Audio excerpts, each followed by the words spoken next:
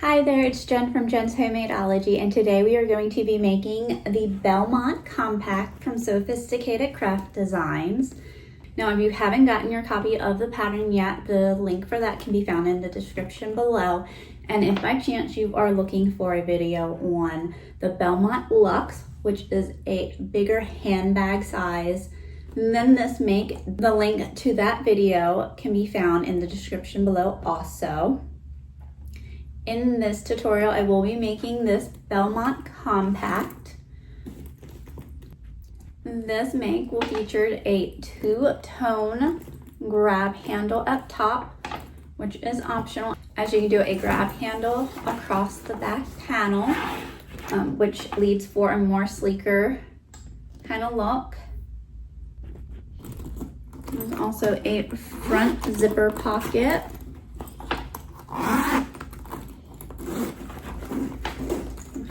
A fabric mesh zipper pocket on your flap, along with an optional hook hanger, which you can do a 360 swivel hook, which is now offered through Sewfisticated Supply, so I can link that below, so I know these can be kind of hard to find. You can also do a D-ring or regular swivel hook right here. The inside is very nice and spacious. There's a divided elastic mesh pocket along the back and two mesh pockets along the sides, making this a great toiletry bag. And then there's a slip pocket on the front side. You have the option of doing side connectors and making it a crossbody. There's also the option to do purse seat on the bottom. It's my other make that I didn't do any on. And there's the connectors. And then here's what it looks like with a regular D-ring.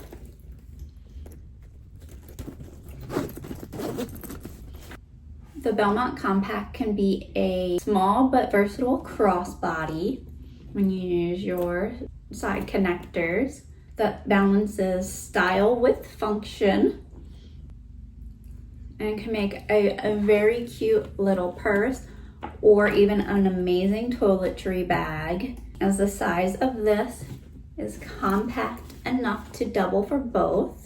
So let's go ahead and walk through our supplies and materials needed in order to make this Belmont Compact. I will spend a little bit more time on walking through the pattern pieces just to explain, just in case anyone is a little confused about them. They have a video to reference what's going on with it, but I'll go ahead and go over that in the pattern overview. Let's go ahead and get started. Now let's go ahead and go over our supplies and materials needed in order to make our Belmont Compact. Now, a good majority of my fabrics are actually from Sewfisticated Supplies, so I'll link that below if you're interested in any of them. Like this print and vinyl is from there. As of right now, the custom prints aren't many, but she has a lot of great vinyls that are in stock still, so definitely go check those out. So for this piece of A, which is the exterior flap, you want to make sure that you're cutting with your curve along the bottom edge. And then for your lining piece of A1, that your curve is towards the top. Now this is a twill fabric, which is a waterproof fabric, and it is amazing. It gives nice structure on its own without needing to be stabilized, and it is waterproof, so that's gonna work great for make, as I'm gonna use this one as a small toiletry bag. There's water, as you can see it does. Actually, you might not be able to see that very well on this.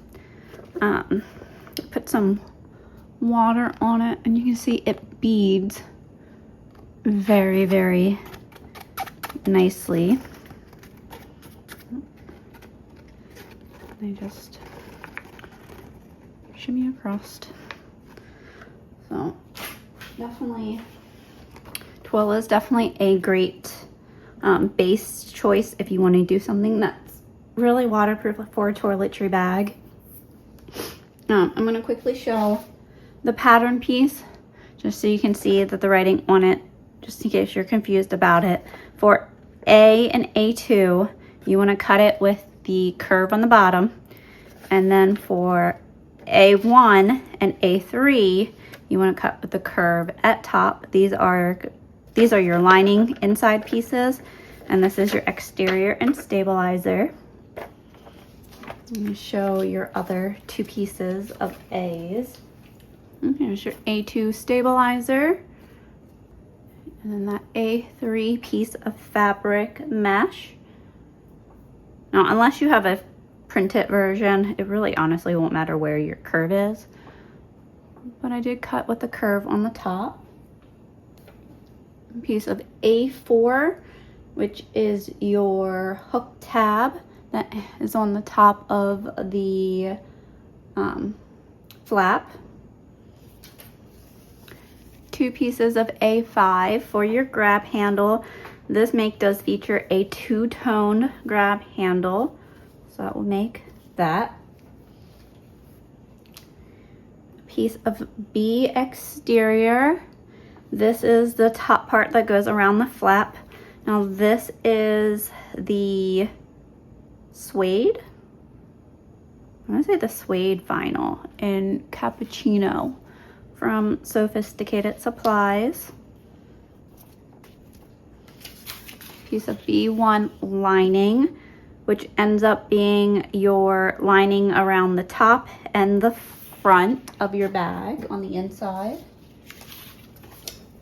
Piece of B2 stabilizer.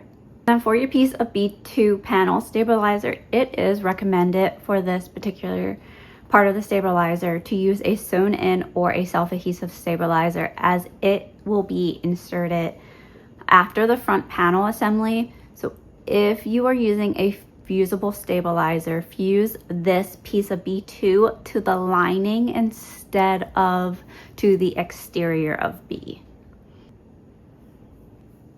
Then two pieces of your B3. This is technically supposed to be lining. It's on the interior. This is for the slip pocket on the inside of the bag. I am going to use one of my vinyls. If you do that, be very conscientious of what your machine can handle. So I have two pieces of it. One of the actual lining fabric, which is just a waterproof canvas, and then my other print. Piece of C, which is your exterior front, around where that zipper box will be. Piece of lining, which is your zipper pocket lining, so this is C1. And a piece of C2, which is your back side of your zipper pocket lining. And your piece of D, which is your back exterior. D1 lining, which is your main part of your interior bag of the back lining. And then your D2 stabilizer for your back.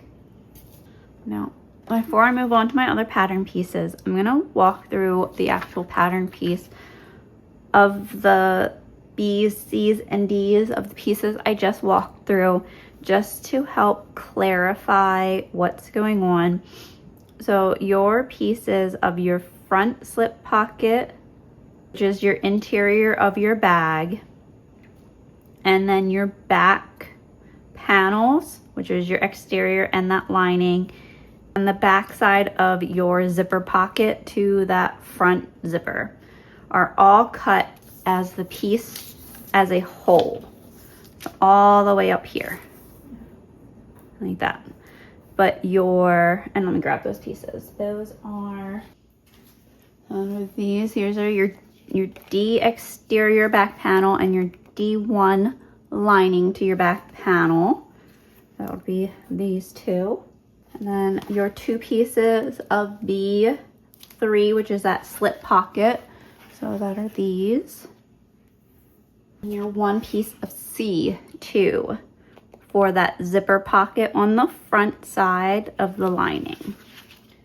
Now, your other pieces that are in blue. So your exterior and your C1 get cut with that piece out of the way.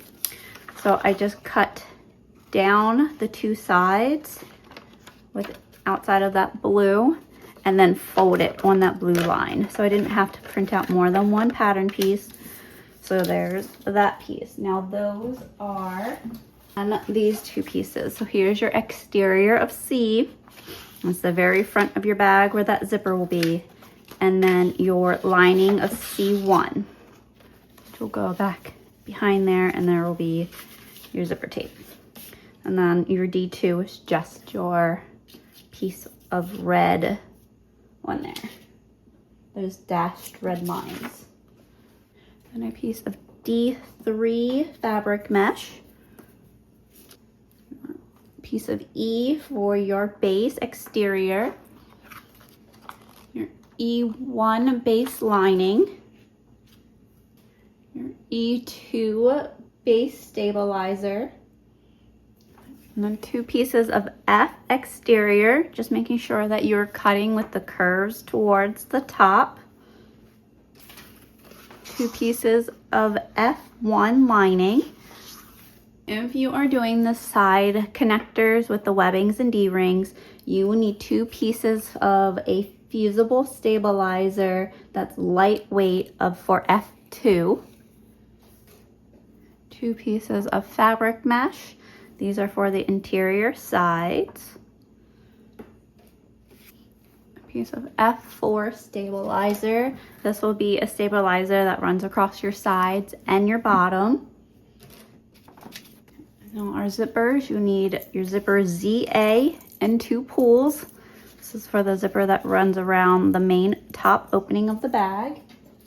Your ZA3 zipper with a pull. This is the zipper on the mesh pocket. And then your ZC zipper with a pull. This is that front zipper pocket on the main panel. Okay. Then if you're doing those side connectors with the webbing and the D-rings, you'll need two pieces of your webbing cut per length and two 1-inch D-rings. Now you can also do a, if you don't want to use webbing, you can cut a 2-inch wide strip of fabric and then fold it in like you would with your handle when I show the handle bit. And then there's the optional 4 rivets. You would use 2 on the handle and then 2 on the sides. And then for this pattern, you will need some fold over elastics for your mesh pockets, especially the ones that run around the interior of the bag. So that way your elastic, those mesh pockets have some bounce and some give back. It will be for these pockets around that you will want that fold over elastic for, so that they have that bounce to go back but expand when you put stuff in. But you can use regular binding around your flap and your flap opening, and then also to actually finish your bag. But you can use fold over elastic for those pieces if you want, but you need fold over elastic for these pockets. And this is my other make. So like those are where your optional rivets could go. I didn't put them on the sides, but you could. And then you do have the option to either use like the 360 swivel hook or a D-ring, and or even just a regular small swivel hook on this hanging hook. It's completely up to you. For this one, I am going to use the 360 swivel hook for this make, because the one I'm making now I'm definitely going to want for a toiletry bag for sure.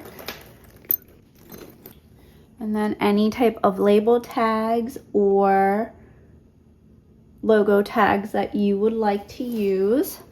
And there is an option to add in your label tags within that mesh panel. And then you can put your logo tag on the front. And then you will need 4 purse feet, which are optional. You don't have to include purse feet if you don't want to. Now, before you get sewing, you're gonna wanna do some stabilizer, little prep, especially if you're doing a fusible stabilizer, as it will help set properly before you start working your bag, and it will lead to a smoother finish and workflow. If you're using a self-adhesive or sewn in, there will be reminders throughout the process to let you know when to adhere, but you will need to do some prep still beforehand, because if you're doing those little side connectors, you'll want to adhere your pieces of F2 to the back of your side panels, and you'll want to do that from the center top and measure down like 1 1/4-ish. The amount is stated on page 6 along with the other tips on stabilizers.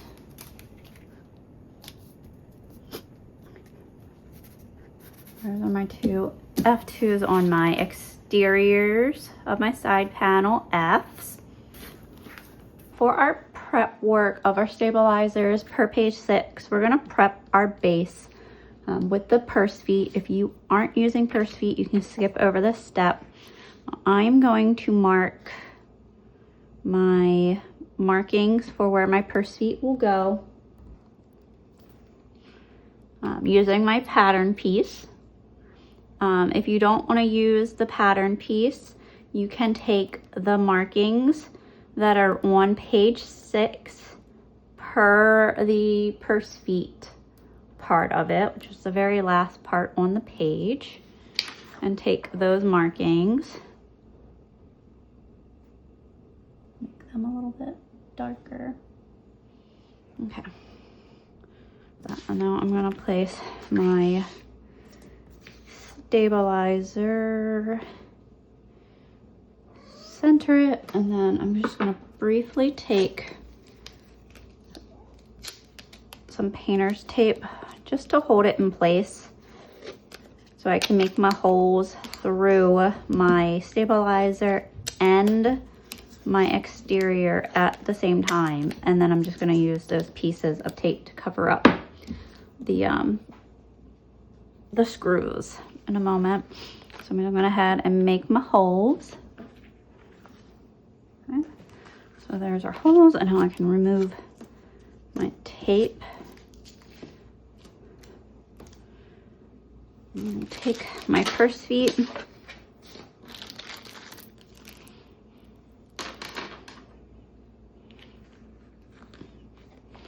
Screw those on. Now I am going to take a very small dab of super glue into the center of my purse feet. This will help keep it in place and make sure that it doesn't fall off over time. If you are using super glue though, make sure you use it very sparingly so it does not get on your work, and that you're working quickly. So you don't want that glue to set inside of that purse foot before you have a chance to screw it on.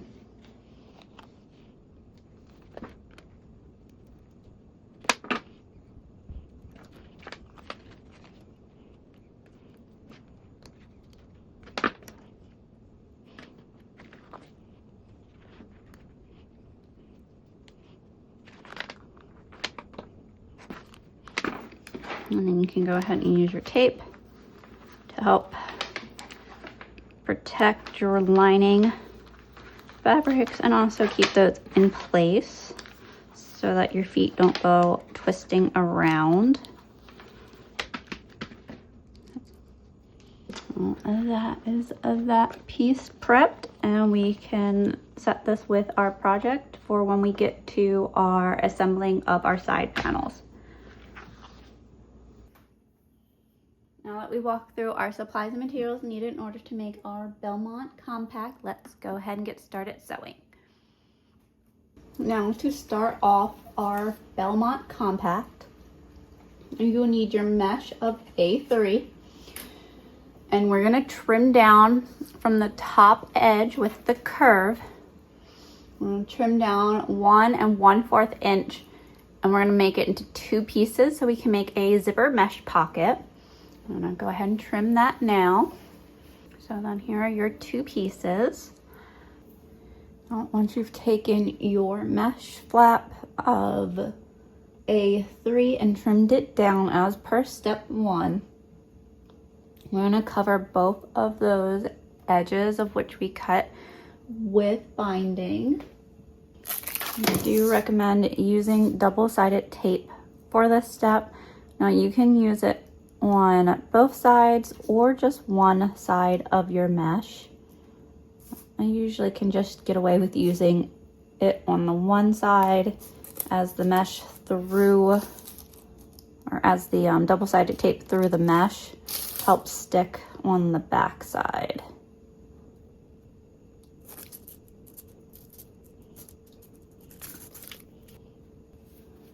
I'm going to take my binding and just place it over.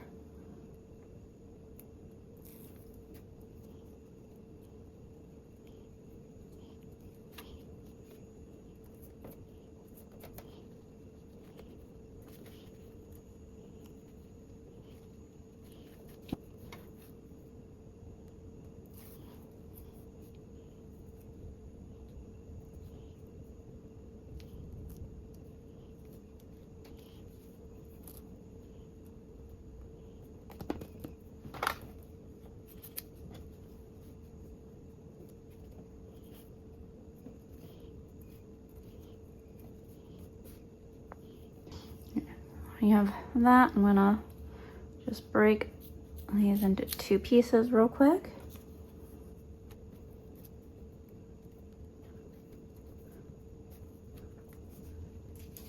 And then we'll take our zipper tape of ZA3 along with the pull.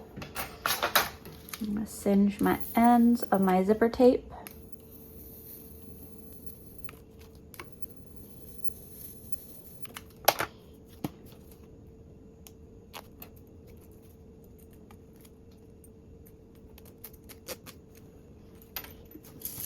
And then again, put double-sided tape on both sides of your zipper tape.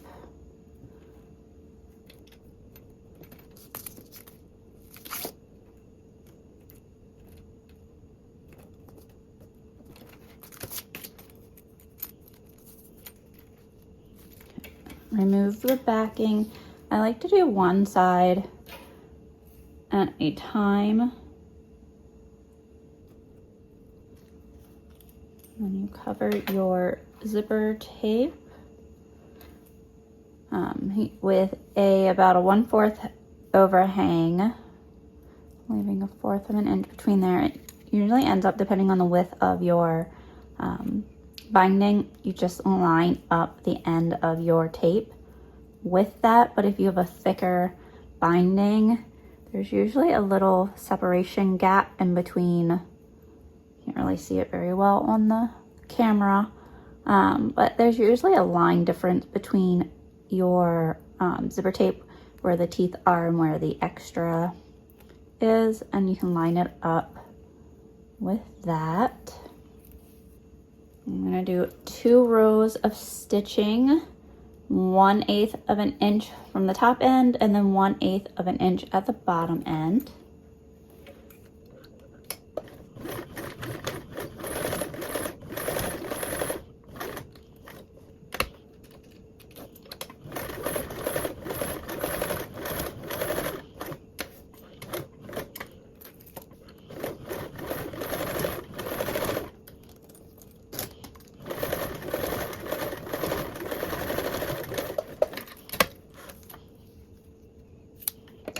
And now you'll repeat that for the top half.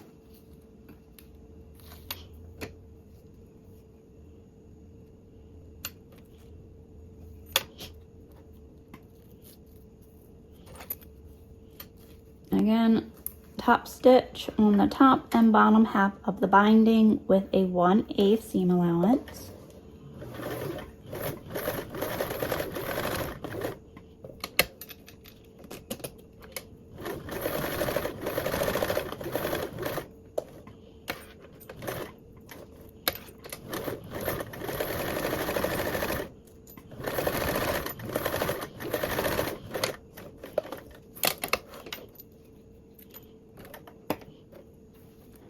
So there's your mesh pocket, your zipper mesh pocket. And then take your lining of A1 and with that right side up and your fabric mesh zipper pocket right side up. You want to match along the top curve first. Throw some clips around to keep the mesh in place and to prevent it from shifting.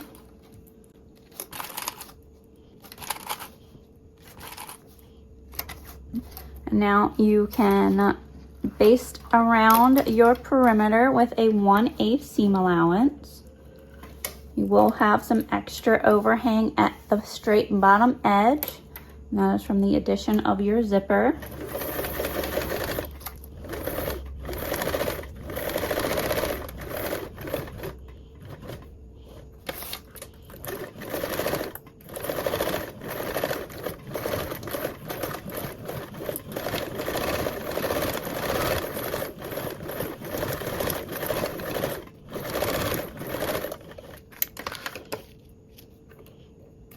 Now we can trim off the bottom excess mesh. Any mesh around that have shifted any while you were sewing. And then you can trim off extra binding if you have that too.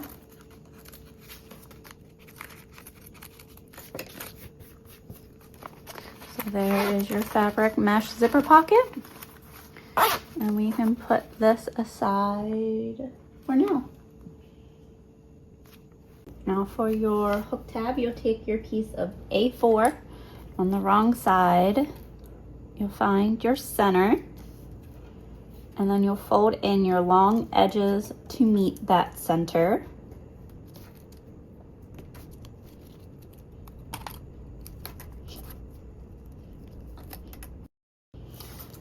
And then you can sew around the perimeter with a 1/8 seam allowance.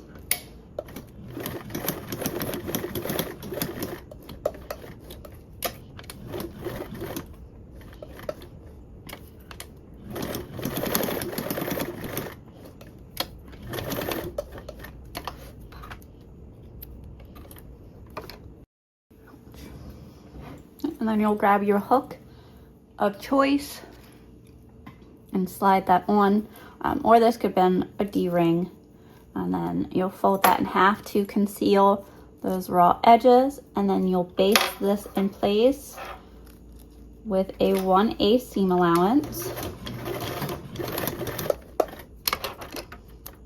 Now you can place this off to the side for later.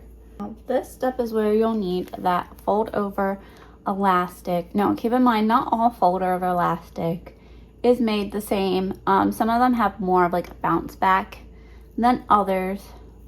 This is a pretty good, like, firm one. You can always do the stretch test to see like how much extra your stretches from when it's not stretched to when it is, and that will give you a percentage of your elasticity of your band. So you may end up, if yours is really, really stretchy and doesn't have that strong snatch back of it, you may want to cut yours actually a little bit smaller than what's stated in step 4, just so you have that extra recovery room and your mesh pockets don't end up being kind of slouchy. You'll take your fold over elastic, you'll fold it in half, and you'll find that center point. And you'll fold your fold over elastic in half, and you'll find that center point. And then you'll take the measurement from step 4 and measure on both sides of your fold over. That ends up being about an inch from the end, and the why I'm saying it that way is because depending on the elasticity of your band, if by chance you have a less elasticity and you ended up cutting your band a little bit shorter, if you took that measurement, then you wouldn't be changing anything. So you just want an extra inch on each side of your band in order to work around the different types of elastics. I do recommend doing the same cuts and measurements in step 4 first, just to see how it takes before changing it up. And then you'll take your mesh fabric of D3 and you'll fold that in half and find that center. Then you'll match that center up with your center of your fold over. And you'll match that. I'm going to pin that in place. And then you're going to match the end of your fabric mesh to your end marking on your fold over. You're going to do that on the other side. And you'll have to stretch this slightly to get that mesh to fit in. So that way your pocket has some stretch to it. Okay. So you can slowly stretch and clip in to get that mesh to fit. I'm just going to start to sew with a 1/4 seam allowance. And then I'm gonna get right until I start getting my mesh in there, like I'm right at the start of my mesh. I'm gonna grab my center point and I'm just gonna slightly stretch that mesh or that fold over elastic until that mesh fits in. And then I can sew that.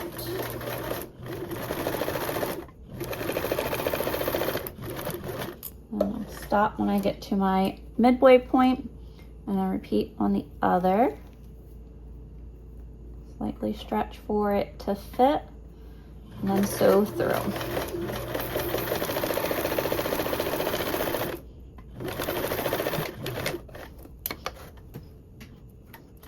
That will help create those gathers. And then what you'll be able to do is you can give your fold over elastic a little bit of steam, and that will help it regain some of the elasticity back from being stretched when being sewn. There's that. And gain some elasticity back after giving it a little press / steam. Now we can attach this to our back panel. Here's our back panel piece of D1 lining. Want that right side up. And you'll take your mesh, also right side up, and find that center. Match our centers together. And then you'll match along your side of your mesh to your panel.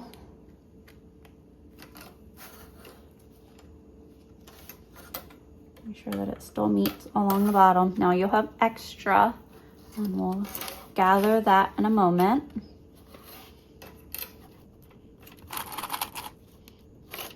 Okay, now you'll have these 2 extra bits on these of it pinned.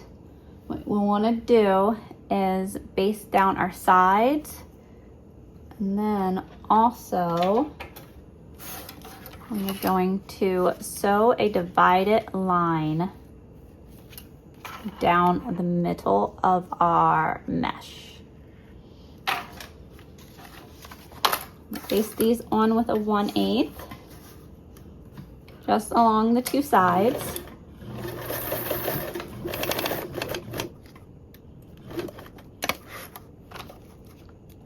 And I'm just doing along the sides, not the curved part.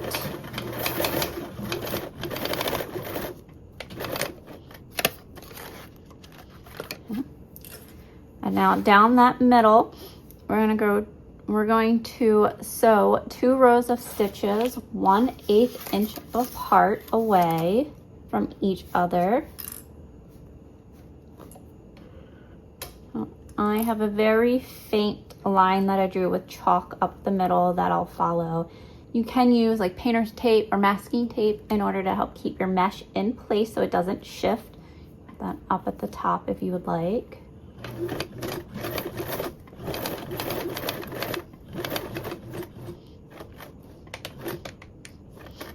Now at the top of here, you can add a rivet if you would like to. You can do a triangle stitch. You can just do reinforcement stitches, anything to help just reinforce the top of your stitches.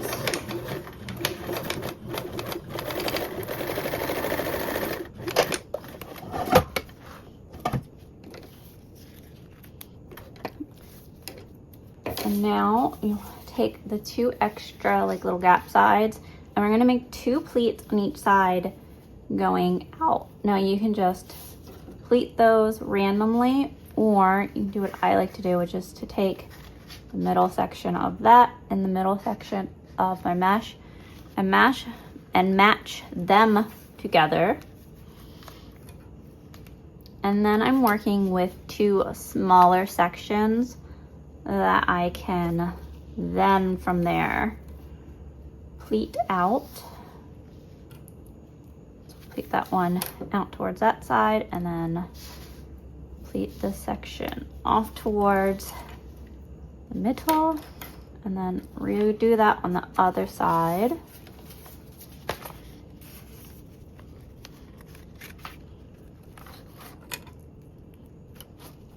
Now they don't have to be goober perfect. They'll be in the bottom of your bag, and once they're all in and everything, you won't quite recognize if one pleat's a little bit off centered than the other. That just helps me do mine. Now you can baste around your curve and along the bottom edge with that 1/8 seam allowance.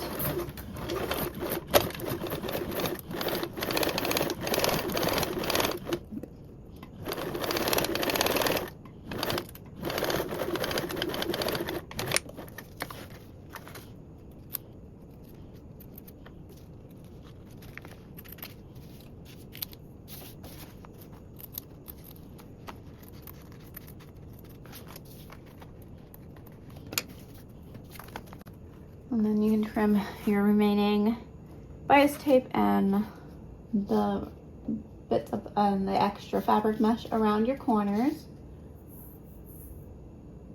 Now your back panel lining with your divider mesh pockets is done, and we can set this aside. Now we'll do our side mesh pocket. So you take your 2 pieces of F3 fabric mesh, and then this time you'll be cutting your fold over elastic to the same size as your mesh as stated in step 6. And you're gonna find your center of your fold over elastic. And then this time you're actually going to measure only 1/2 inch from your bottom. Since these side mesh pockets, you won't want as much extra room for them to stretch, since the back pockets will come more into your center of your bag. Find the center of our mesh. Again, match that center.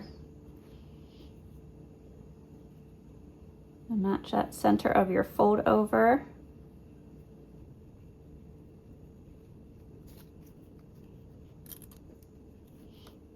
And then just like before, match your end of your mesh to your markings on the end of your fold over elastic.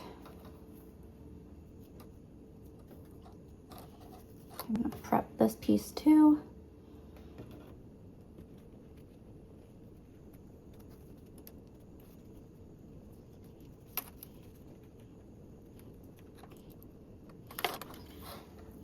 Again, you're gonna sew with a 1/4 seam allowance. I'm just gonna start off sewing without any tension at first, just until I get to the start of my fabric mesh and that needle can hold my fabric mesh in place. Now I'm gonna slightly stretch my elastic to where my mesh all fits in there, and then I'm going to continue to sew with that 1/4. And then when I get to my middle, I can keep my needle down and slightly stretch my other end.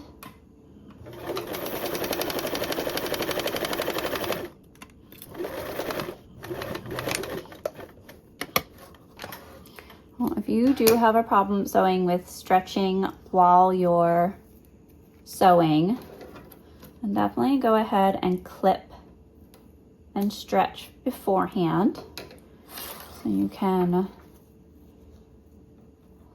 stretch and clip and stretch and clip. And then when you're working in smaller stretchable areas and not doing it all at once,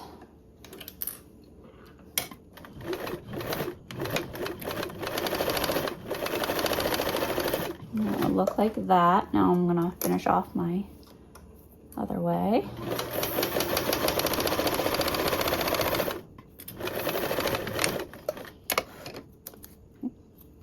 So again, if you like, you can give these some steam and that will help the elastic bounce back if you need to. Now grab your pieces of F1 lining. I'm gonna do one at a time. And with them facing right side up and the curve towards the top of your panel, here's the curve that wants to be the top side. You're going to take your mesh, find that center, and then find the center bottom of the straight edge of F1. And then match that mesh of the bottom up to it. Both of the centers are together.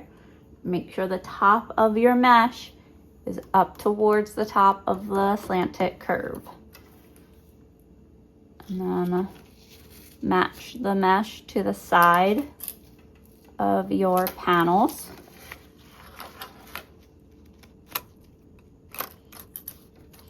And this way you'll have those little extra fabric, and we'll make our gathers at the bottom again. So here's our little extra, and then you can find the centers of those and make that where you want your gathers. And we can eye it. And make 2 of your pleats facing towards the outside. And there's our together, and then we'll pleat them out, and we'll repeat that with our other piece. Again, make sure that you're doing it on the bottom side. I cannot tell you how many times during testing testers did it on the other side, because it's just, I don't want to say natural to us to assume that the curved part is the bottom, but this time it is not. It is actually the top. So hopefully I prevented you from putting your mesh on the wrong side. Clip up both of our sides, and then we'll pleat, I guess I should gather and pleat the bottom.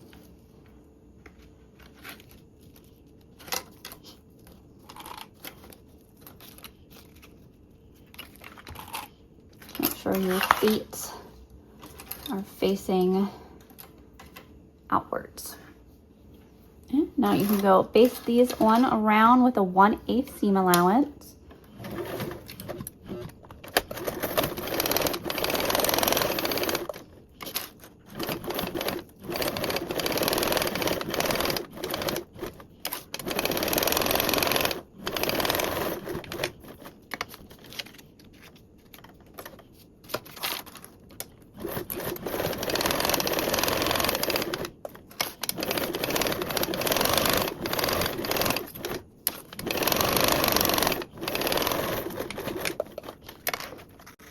Now you can trim off the extra fold over that's hanging off. And then if by chance any of your mesh shift a little bit, you can trim off any extra. Fabric mesh does have a tendency to shift some, so that can happen.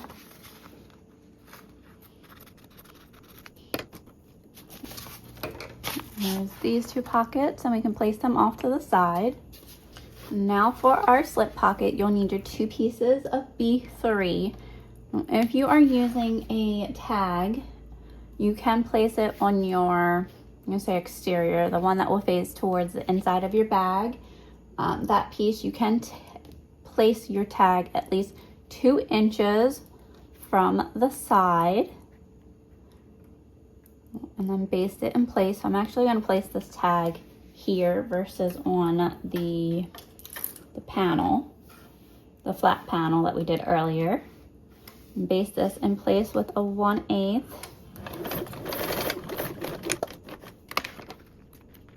And take your other piece of B1 lining and place that right sides together. So you'll place those right sides together along your long top edge. And so with a 1/4 seam allowance.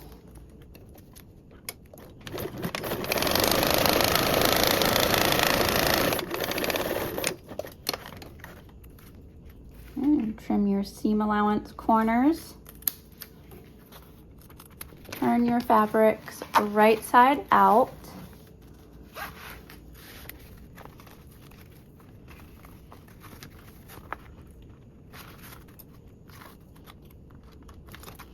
I'm going to pin the bottom just to help keep it in place when I line it up.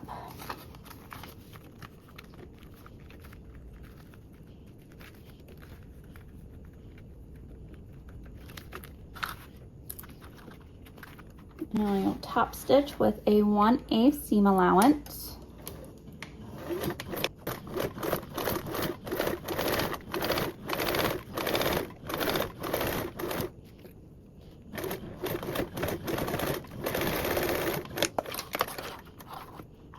And then you can set this aside for now.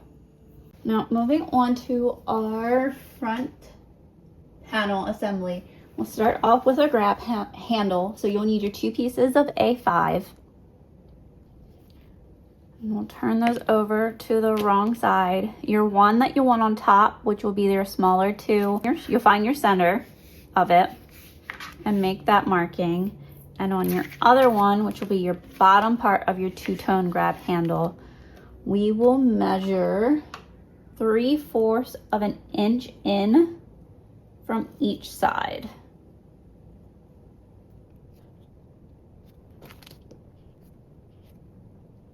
So when you meet these, you'll meet them to those lines, and it won't be a perfect center. There'll be a little bit of a gap. To make this process easier, I like to use double-sided tape,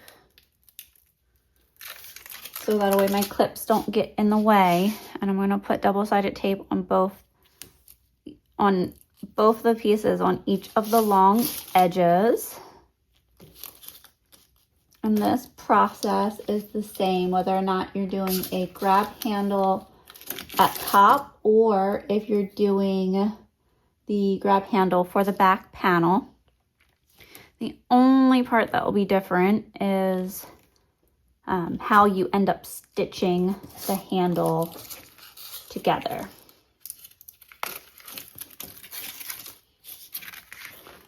I will be doing the handle that will be on the top of the bag. But I will mention how to do the other grab handle for the back panel. And all of this is in step 8, just in case you want to reference the instructions.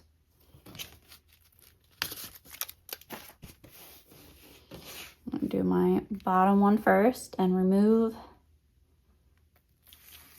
my double-sided tape backing and fold in to meet my first marking.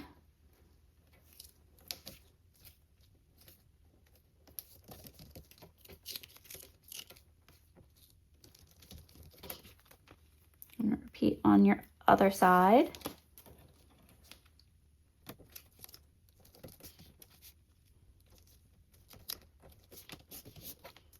Okay. And now on your other part of your grab handle, now this was one that will just meet to the center.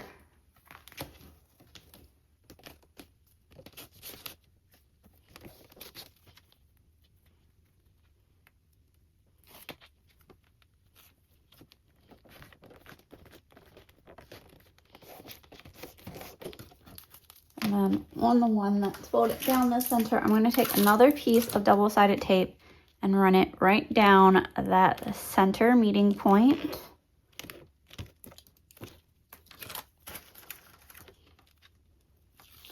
I'll do that so that I can meet these two wrong sides together, centering in the smaller top grab handle piece. That double-sided tape just helps to hold it in place so you don't have clips everywhere. Now this is the part where it will start to differ whether or not you're doing the top flap grab handle or the back grab handle. If you are doing the back grab handle, you will just go ahead and top stitch straight across your top and your bottom with that 1/8 seam allowance. But if you're doing the top grab handle where it has the arch, we are actually going to measure in 1 3/4 from each of our short ends. And once you make those measurements in, you're actually only going to sew from that marking down onto our other marking, and then the same thing on the other side. You're only going to sew in between your markings. You'll end up finishing off the rest of the grab handle when you attach it to the actual top part of the flap. So again, you just want to sew with a 1/8 seam allowance in between your markings.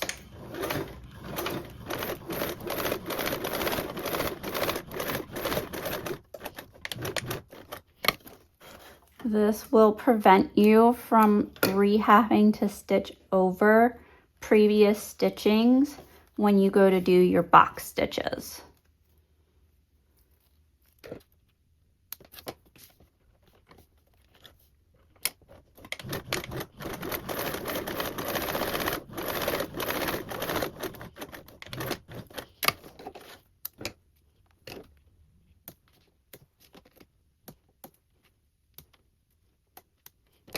And there's that part of the grab handle. And then for this grab handle part, we're going to attach it in the next few steps in step 10 after you ensure that you have your stabilizer to your panel fused / attached. And then if you did the grab handle for the back panel, which had you stitching all the way across on each side, then you will attach that later in step 20. Place this off to the side a little bit so I can do my top flap. So you'll take your piece of A exterior and your piece of A2 stabilizer. And if you haven't fused it yet, like if you're using a sewn in stabilizer like I am, you'll want to attach 2 pieces of double-sided tape along the top and bottom edge of your stabilizer.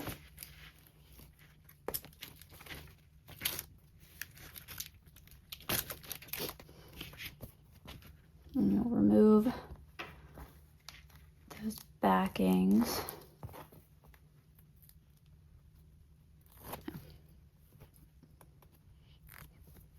Now, you'll want to place your stabilizer not directly center. You want it closer toward your bottom, but you want to keep your seam allowance around the sides. Correct, you just want to have more of a gap along your top than you do your bottom.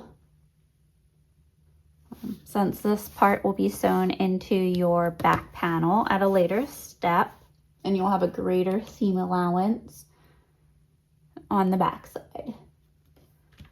Now you flip over to the right side so we can start to attach your grab handle. If you're not doing the top grab handle, then you would skip over step 10. Now for your placement marking of your grab handle, you want to measure down from your top straight edge down. You don't want to do it from the curved edge. You want to do it from your top straight edge down. So you can either take the placement marking in step 10 or take your pattern piece and take the marking from that.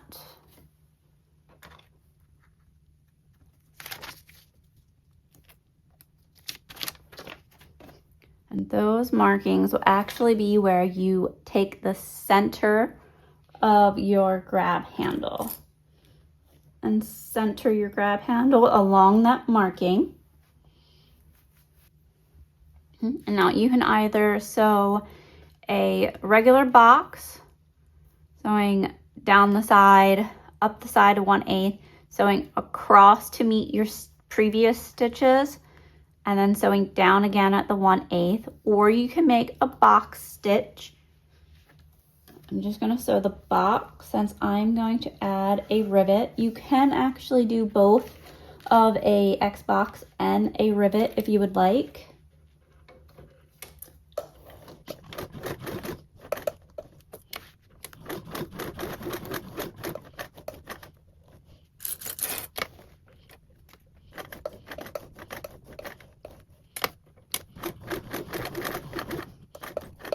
Now, if you were to sew your box stitches, this is where you would want to go up diagonally and then sew across these stitches here, and then go ahead and pivot at your corner and sew back down diagonally other way. To help with that, you could take a ruler underneath your pressure foot and line up with your needle and line it up with the straight edge of like your machine. And then what you can do is just shift your panel or your fabric that's under it until that corner stitch lines up with your ruler. And that would give you a straight path to sew along. And then you would just sew one up and over, and then do the same thing to sew down. I'm not going to do that. I'm just going to do the plain box stitches as the option. If you would like to see close up of a box stitch, I do have a box stitch tutorial that walks through just box stitching, and it takes you through the process a few different times, close up in a different view. If you would like to check that out, I'm gonna, since I'm not doing the box stitch, I'm gonna line up my other side of my grab handle center to that marking that we made. Well, this side of the grab handle will be a little bit more challenging to get in, but not by much. Just ensure that your handle is straight.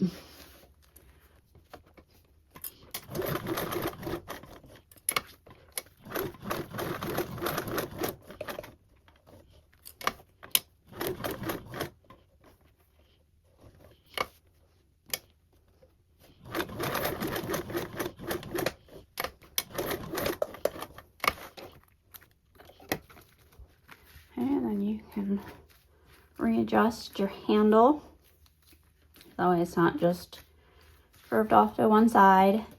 And now I'm gonna go ahead and add in my rivets.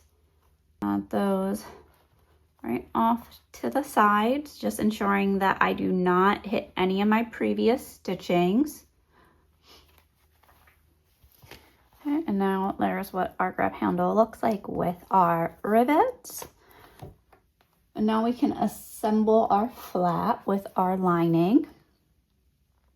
Now for our flap assembly, we'll have our exterior flap.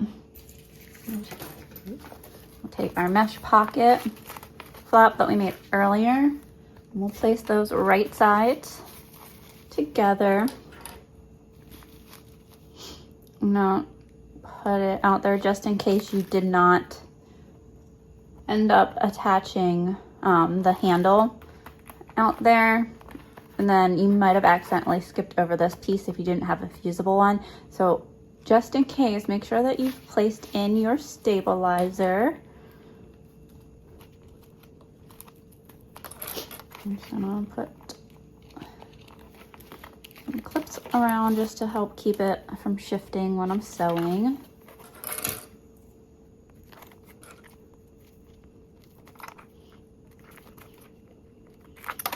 Okay. And now baste around with a 1/8 seam allowance.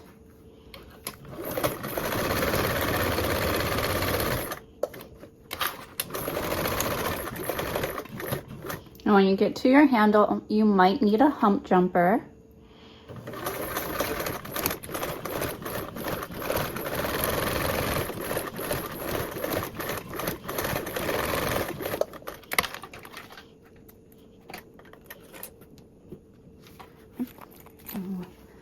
There's that. And now if you are doing the hook, and then you would take your hook tab that we made earlier and find the center of that, and find the center top, so the side with the curve, that center top. Make a shallow little snip there, and then match those center points. And now you can baste this in place with a 1/8.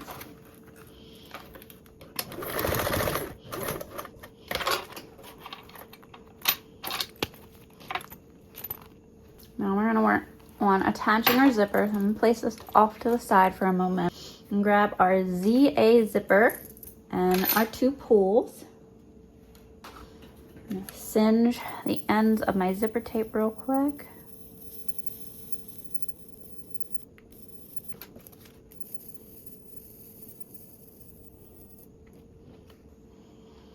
Now we're gonna mark the center of our zipper tape. You wanna do it with something that will be erasable or keep it within your seam allowance. But you want good marks, and you want good strong marks on both sides of your zipper tape. And then the other thing I like to do with this zipper is, because I insert my zipper tape per whatever side of the teeth is the lowest, I like marking with a 1 on those sides, so I know which side of the zipper tape will be going into my zipper pulls first. Since this zipper tape we are going to now separate into 2. I'm going to place one of these off to the side for later. I'm going to use one of these now. I'm going to open the zipper pocket up and stick this hook down in there so it doesn't keep getting caught on everything. So now on the exterior fabric, place that right side up. You'll place your zipper tape, the teeth right side together with the exterior, and match that center point. You'll see this closer up. This will be the outside of your zipper tape that's touching it. So when you're looking at this while the zipper tape is touching, you're seeing the wrong side of your zipper. And you're just going to work your way around this.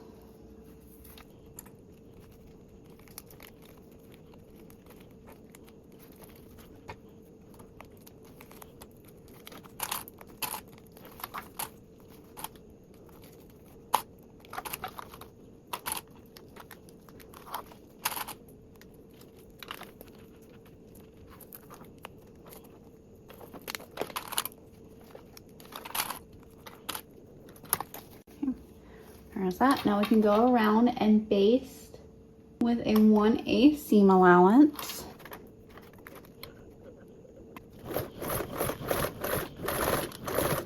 Now remember, if you get to your handle and you need your hump jumper to help keep your stitches even and together, go ahead and use one.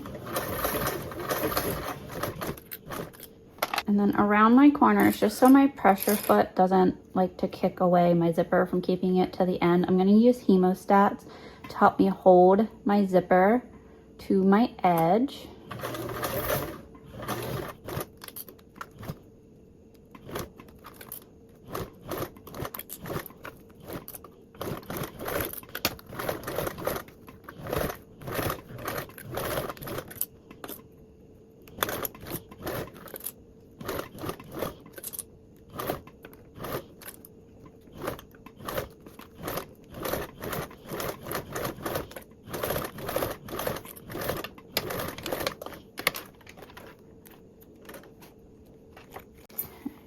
There's that.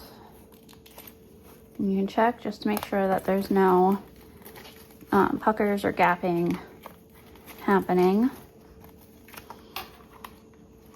And now we can cover our edge with binding. I'm just gonna place a few clips on, and then I will sew as I go. And this time you're gonna sew with a 1/4 seam allowance.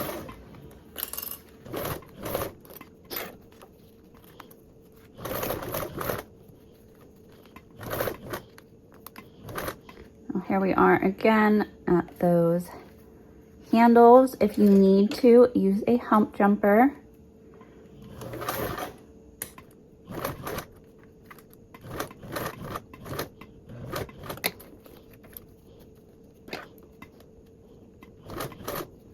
And then around your corners, you can shorten your stitch length.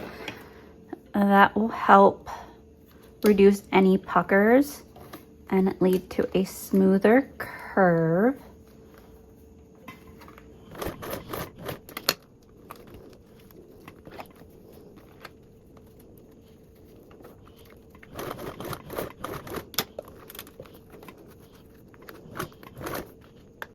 Okay, and then on the straightaway, you can lengthen your stitch again.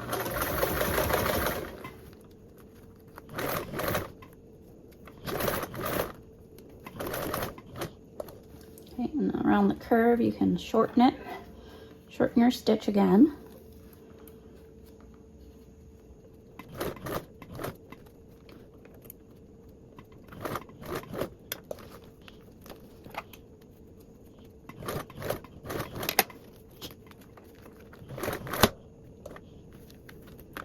Okay, and now if you're on the straight, you can lengthen your stitch length again.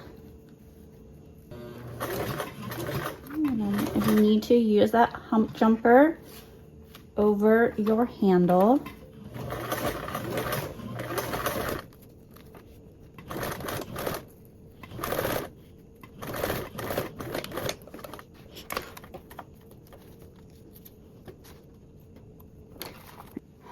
Make sure you caught them on both sides and around, and that you're happy with your stitches. I will say this is when it usually helps, like if you don't use a contrasting stitch on your make, because then you can go back around and catch it without it being super obvious that you skipped over the place, and save you from having to redo a whole sprung of stitching. And then you'll go in and curl around your binding to curve it in a little bit. This will help later with the opening of your zipper.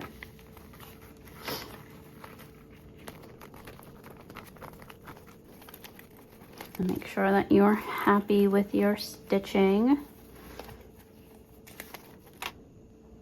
Now you can place this off to the side for now. For your front panel of piece C, which is your exterior, if you have a logo tag, you can attach it per step 13. Now, there is no specific placement requirement for your logo tag. Just ensure it is at least 1 3/8 away from the edge. I want it up here, at least here. Since I don't have a logo tag, I'm going to move on to step 14. Now, with this front zipper pocket panel that we are doing, you will want to ensure that that zipper is going to be closing the same way as your one that you did on your front flap. So I'm going to make sure that mine's closing this way. Take your zipper of ZC and singe my ends.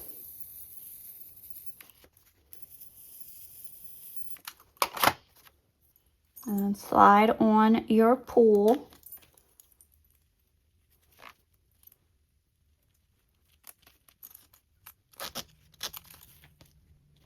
And then you'll also need your piece of C1 lining. And on this lining, we're actually going to make 2 markings on our upper edge. We're going to measure 3/8 of an inch. So along our zipper pocket line, it's 3/8 of an inch in. So it's just right on that line. So essentially you're continuing on that line without cutting into it. And that will mark your stop and start points of where you're going to be sewing on your zipper tape. So with this right side up and your zipper tape right side up, lining your zipper tape. You can match center points if you'd like. I just end up eyeballing mine to line up my zipper.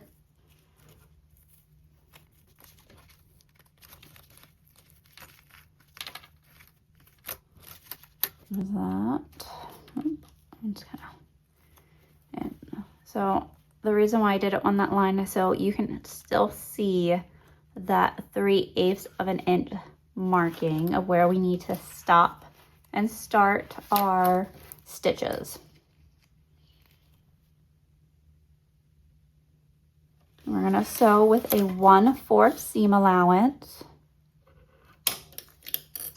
Again, starting and stopping at those markings. And just sew all the way along until you get to the other side.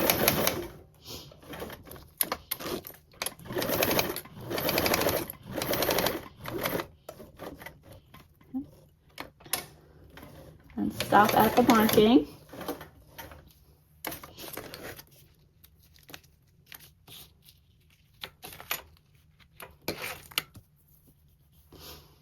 And you'll take your exterior and place that right side down so that your lining and exterior fabrics are right sides together.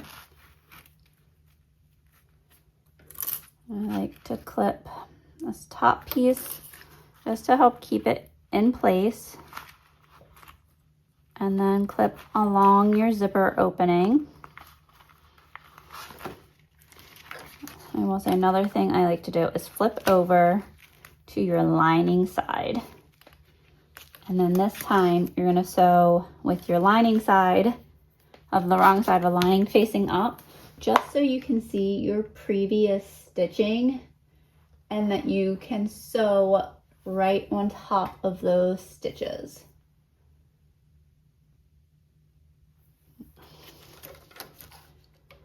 So I can put my my needle down right in the same point.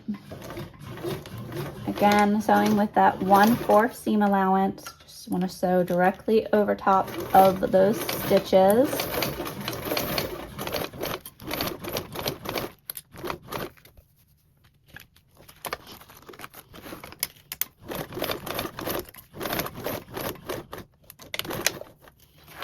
Stop at the same point. Now you can remove those other 2 clips.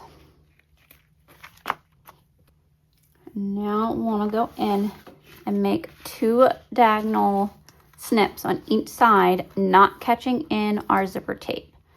So I'm going to cut diagonally from this corner down to where my stitches start, not getting that zipper tape in. And you'll do that on both your exterior and your lining.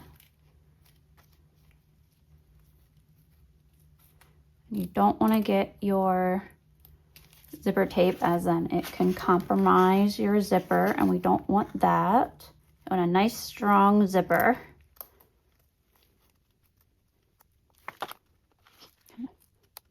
Snip. Now you can turn this right side out.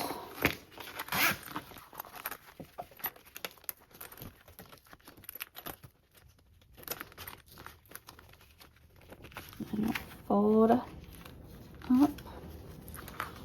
those wings. Take your one wing and do that. Turn around and take your other wing. Clip your lining down so you can see what we're doing. Take your other wing and just fold it over so that this little wing part lays flat.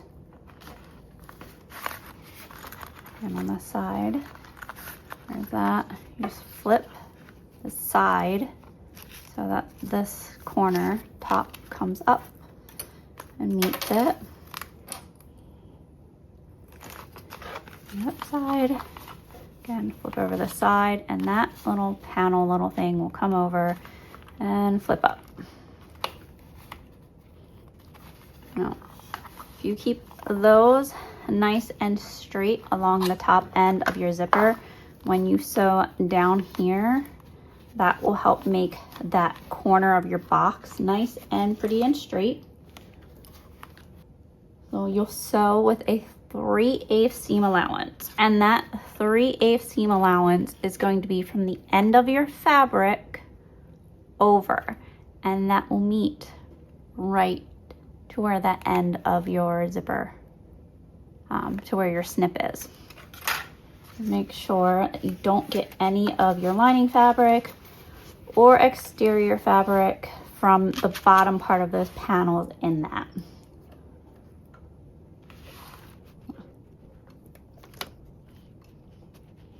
Again, sewing with that 3/8, and we'll just sew down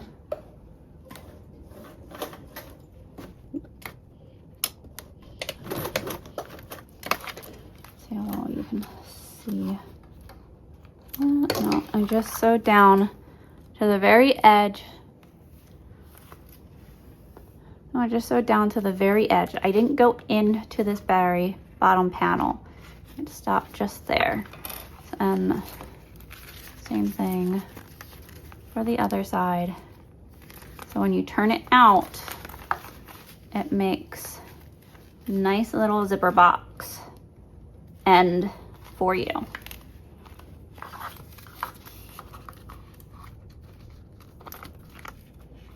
Okay. Oh, I need to do that on my other side too.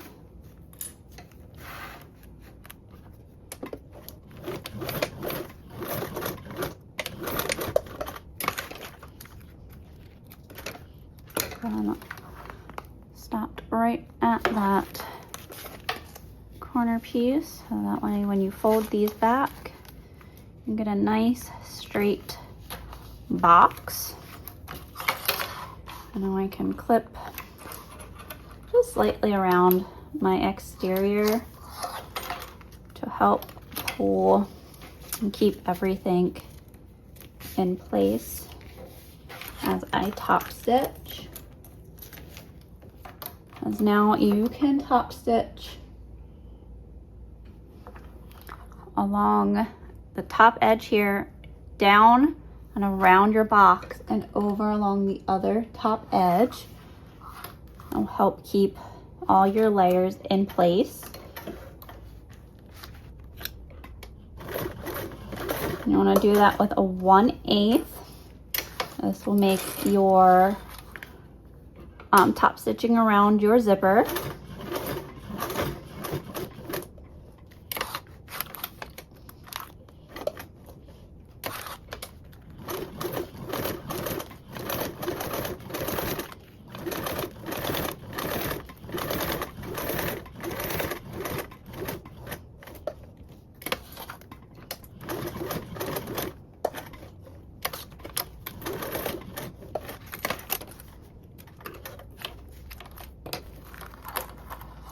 That.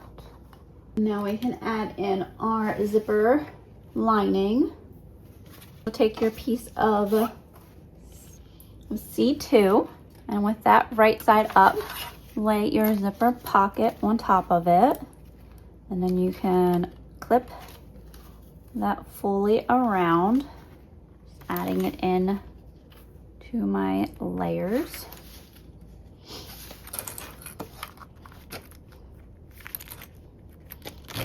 Now this time you'll baste around your whole perimeter with a 1/8 seam allowance.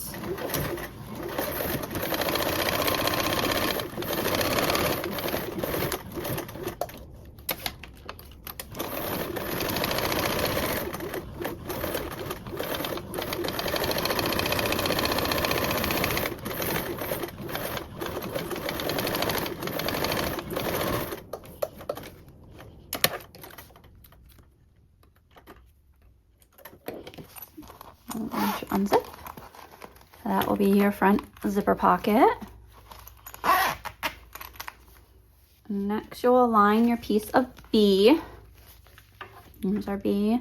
We'll lay that right sides together along that long straight edge on the top part of our zipper pocket.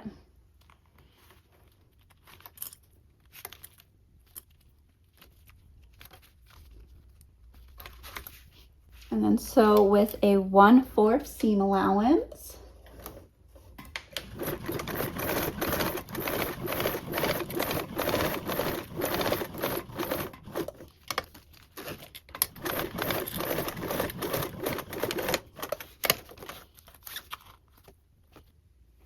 And then we'll trim our seam allowance corners. And then press open our seam where this seam stays towards the top, and then you'll top stitch along this seam with a 1/8 seam allowance. Just ensure again that that seam is pressed towards the top.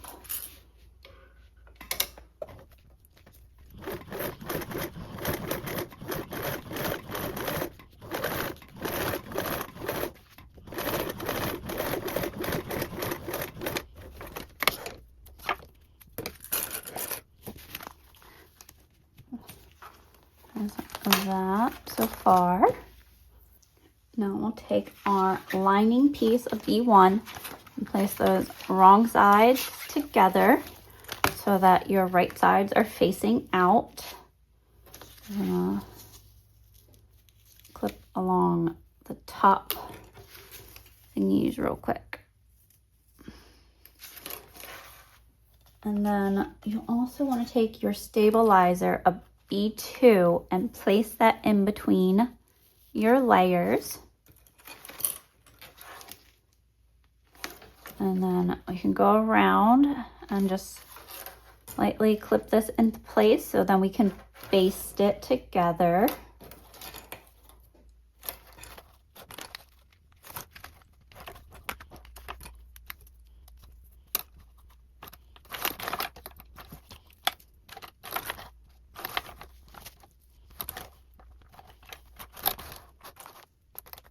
Now I can baste around my whole perimeter with a 1/8 seam allowance.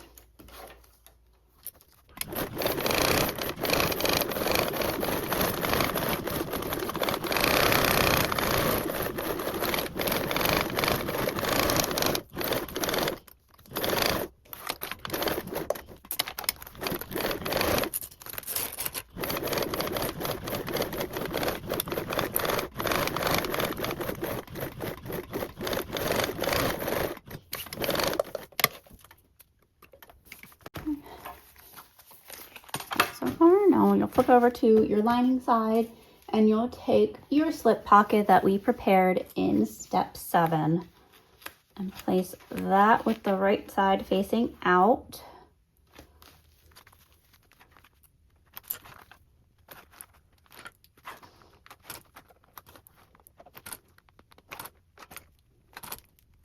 And then we can baste around your sides and bottom of your slip pocket with a 1/8 seam allowance, and this will attach it to your body.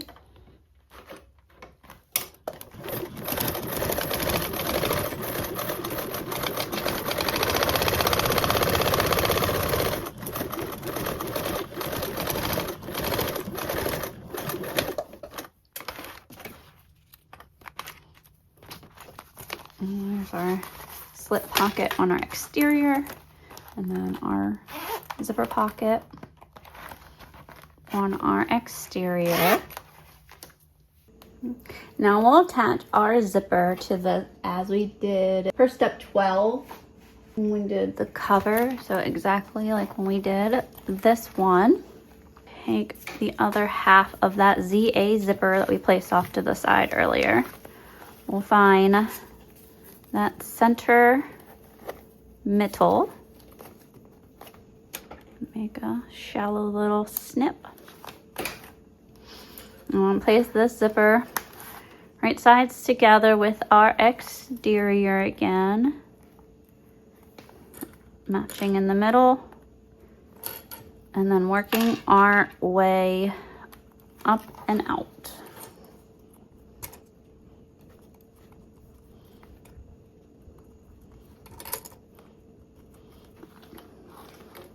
And as you're doing the zipper, it will help to ease it in if you curve it up. Don't try to put it in place with the zipper facing down.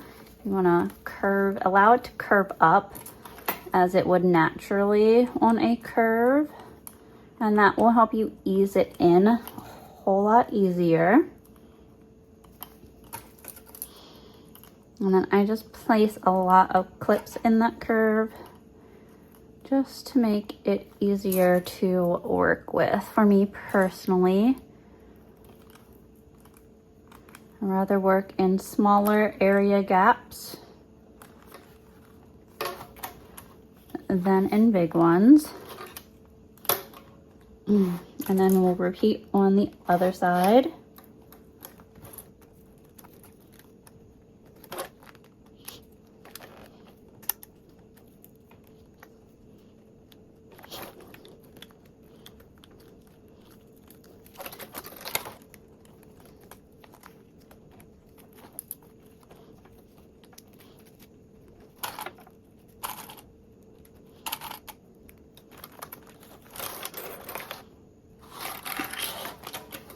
And I'll base it on with that 1/8 seam allowance.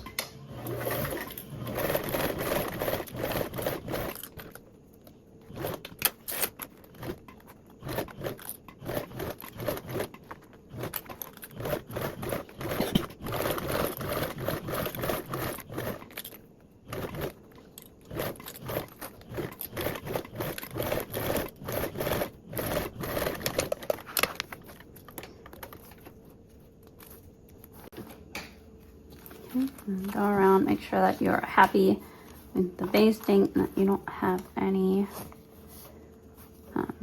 puckers going on. Now we'll cover our raw edge with our binding.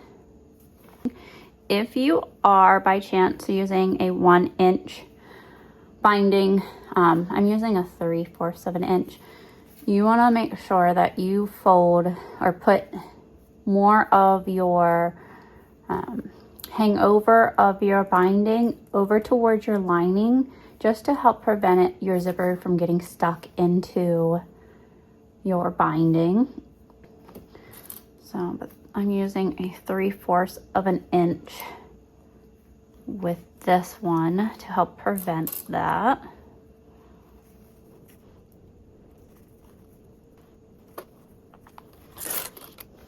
I'm gonna stitch as I go. This time you're gonna be sewing with a 1/4 seam allowance. Well, again, it does help to also sew with a non-contrasting thread, just so your stitches don't stand out as much.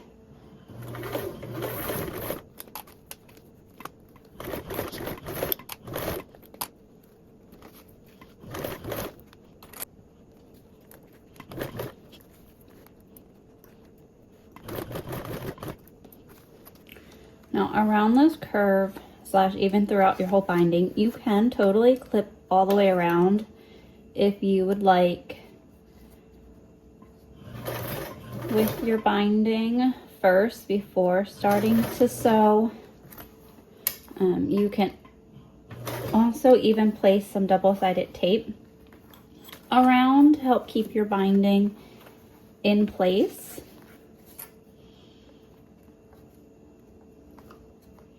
I'm just using my hemostats to smooth it on, and then keeping my binding up under my make on the other side, and that should help keep the binding on the back side under.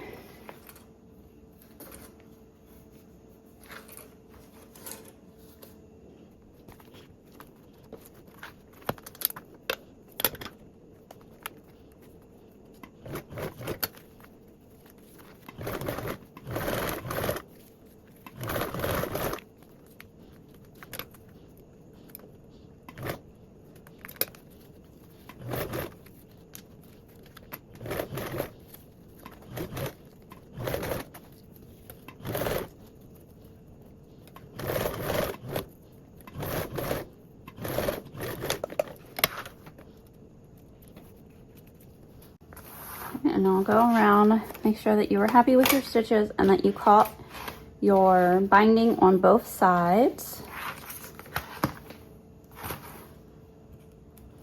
So I want to check around that curve, make sure you don't have any puckers.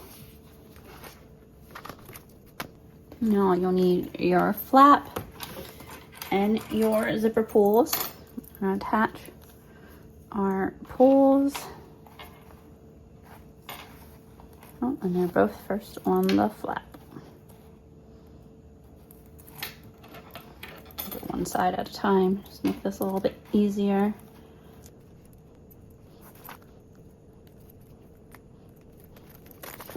On that side. And then again, attach your pull on your other side.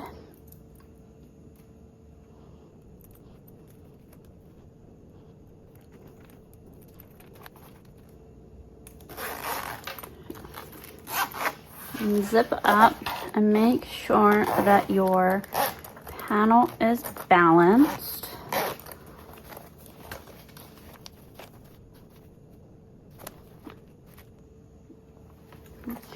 And you want to make sure that your fabric across your top is all laying smooth and straight. And then you'll be able to push out your bindings.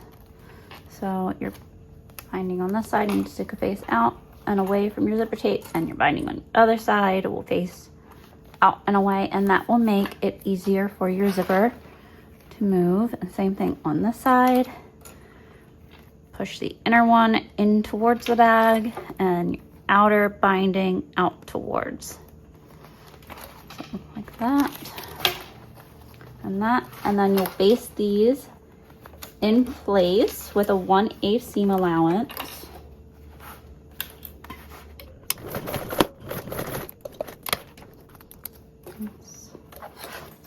sure that those bindings stay open.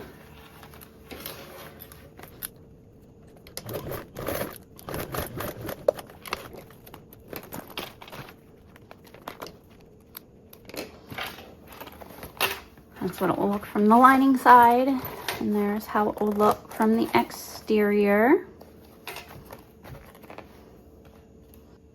You do want to make sure that your flap is centered and everything is well balanced.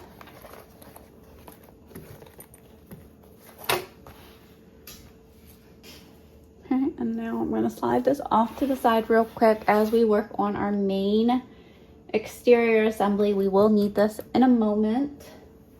So if you did the grab handle on the back versus wanting the grab handle on top, you would take your double stitch grab handle, and it would look something along this, and placed it along your back panel, and you would mark down 1 inch from the top straight edge, and then base that on the sides with a 1/8 seam allowance. That is in step 20. If you would need to reference the instructions. If you're not doing the grab handle on the back, then you can skip to step 21, which has you taking our back lining piece with our exterior that we just made, flipping over to our lining side and placing this right sides together along that straight edge.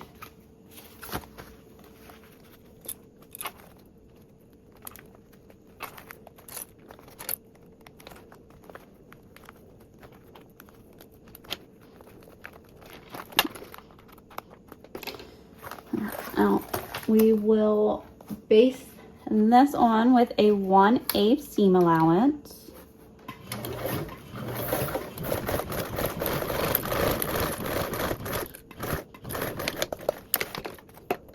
Okay.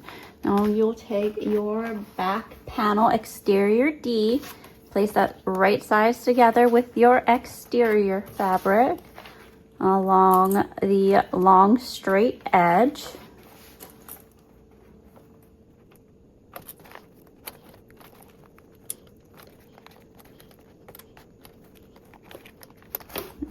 Now this time we are going to sew with a 3/8 seam allowance.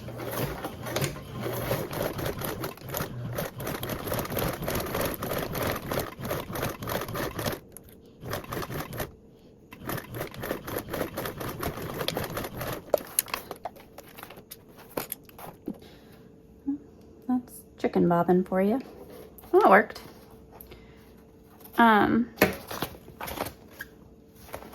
So once you sewn that one, just double ensure that when you did that 3/8 of an inch stitching, that your bindings still ended up facing outwards and that they didn't end up making their way to close in. And then you can trim your seam allowance corners. Do not cut into that zipper tape. Now I'm going to trim down my zipper tape as a whole. And because I trimmed it, I'm going to singe those ends.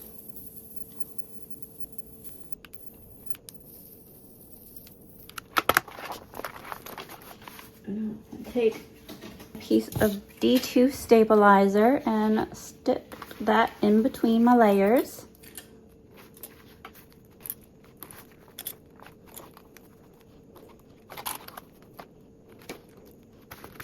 Refill my bobbin thread, and then we're gonna baste around this and top stitch this seam with a 1/8, making sure that you're top stitching with that seam facing down. Load my bobbin real quick. Now that my bobbin's full again, we're gonna go ahead and top stitch this join seam first. Do that with a 1/8 seam allowance, and then I'm going to go around and base my perimeter with that 1/8. You do want to make sure that that joined seam that we did, this joined seam is facing down towards the back panel.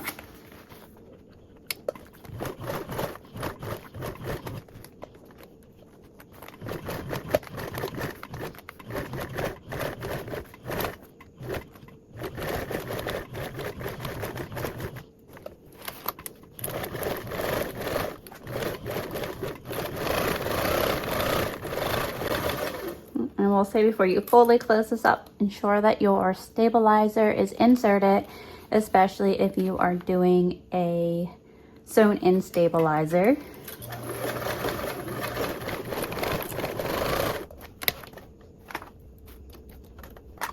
Okay. There's that. Now moving on to our side gusset. So I'm going to place this off to the side for now. For your side gussets, you will need your 2 pieces of exterior F. If you haven't done so already, make sure that you've already fused your piece of F2 stabilizer. If you aren't doing connectors on the side panels, then you can skip over to step 24 of attaching your base. Either way, you want to make sure that your bottom edge is your straight edge, not the one with the curve. The curves go towards the top. I am going to do the side connectors, and for that I'm going to take my 2 pieces of webbing and my 2 D-rings. Now you can take fabric like we did with the top part of our grab handle and fold into the center and make pieces out of fabric if you would like. This is webbing. This is 1-inch webbing. I'm just singeing the tops and bottoms to prevent my webbing from unraveling.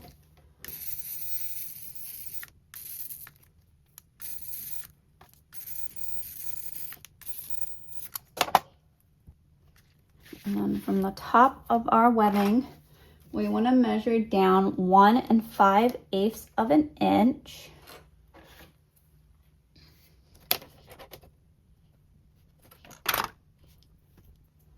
And that will be where we make our fold for our D-ring. So I just move my D-ring right on top of it and then fold down and back.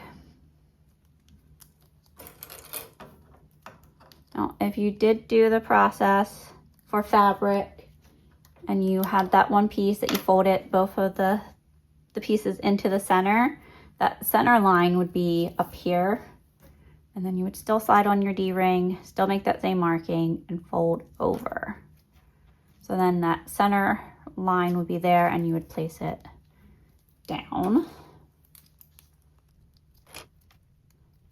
On the wrong side of, I like to make sure that these are the same size. On the wrong side of these, I'm going to place a piece of double-sided tape down the center, about not all the way up to the top where the D-ring is, because you do want to leave some room for your stitching / part that won't be stitched. Find the center bottom of your bag. Just make a shallow little snip. Now again, along that straight edge, not the curved part. And then line your webbing up down the center.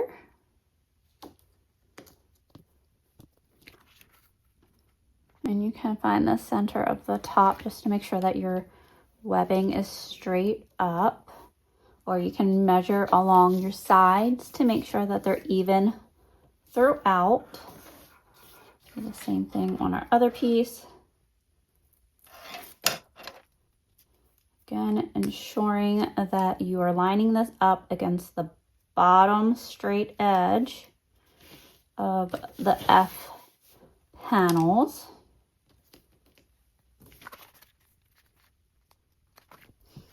And now you want to sew a 1-inch box at the top. I know that I usually have to leave about 3/8 of an inch from the top of my fold for my pressure foot to leave around. So I always measure down that much, and then from there make my marking for my box.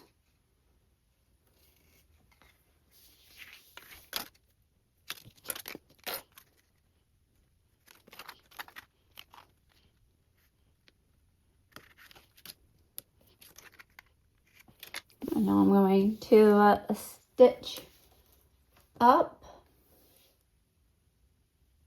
and then over across my top and then back down and then back over to enclose my box. I'm going to stitch up to the corner, so back across to reinforce my stitches, and then sew down again diagonally to make my final box stitch, and then I'm going to sew down the rest of the way. I'll walk you through as I'm also sewing that. I'm going to stitch with a 1/8 seam allowance. Now, remember this first part, you're going to sew all the way up to our very top line, right underneath our D-ring.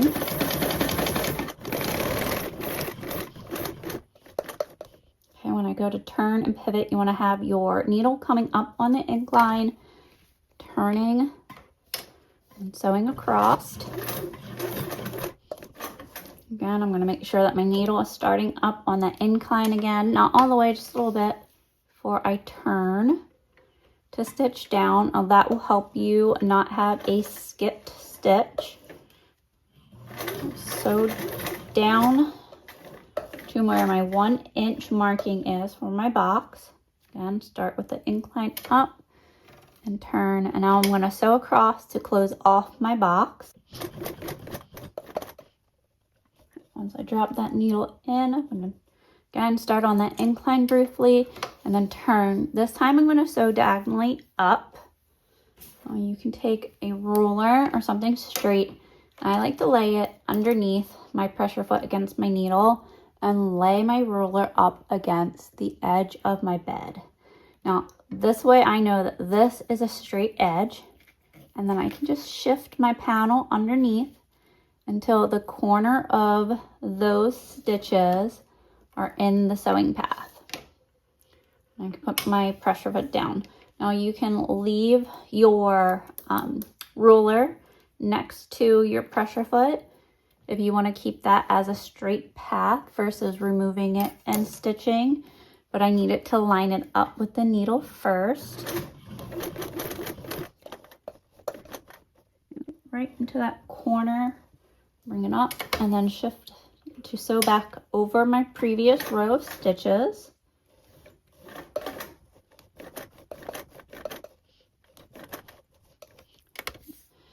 And we're gonna sew down diagonally. Again, I'm gonna line up my panel.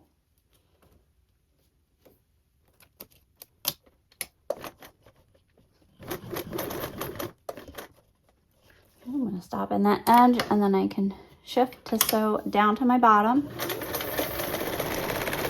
And if you like, you can sew across the bottom part of your webbing.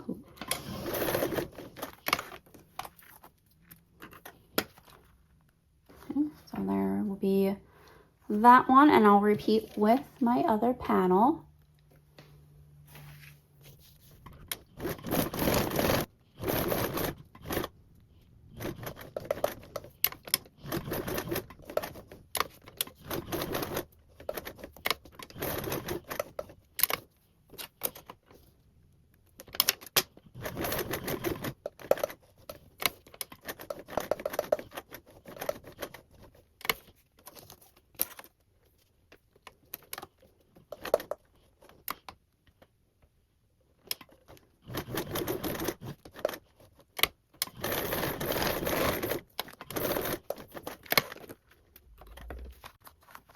There's that one. And now if you would like, you can reinforce these with rivets, and you would place it right in the middle of the upper box, making sure to not place it inside of any of the stitches.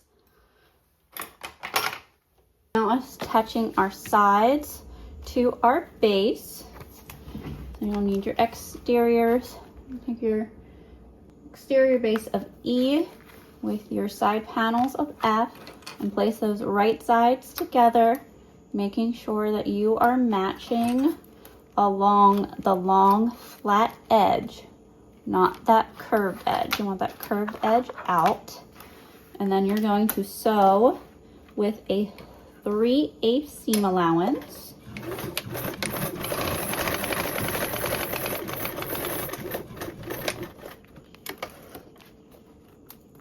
Okay, and then trim your corners, and then you will flip it out and press that seam down towards your base, and then top stitch with a 1/8 seam allowance.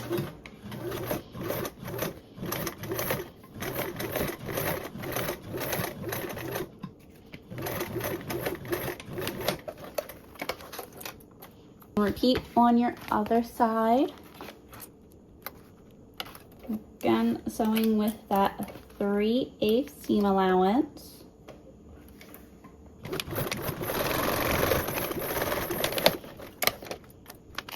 Trim those corners. And again, push that seam down towards your base and top stitch with a 1/8 seam allowance.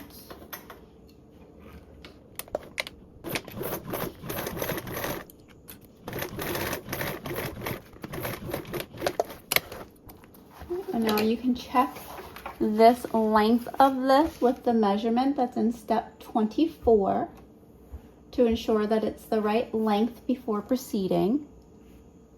And now we're going to repeat the same for our side panel linings. You'll need your piece of E1 base lining and then your 2 pieces of F1 side linings with the mesh pockets. And you'll connect those right sides together. Connect that right sides together along the edge. Trim this little flyaway thingy I have going on there. Okay. And then sew with a 3/8 seam allowance.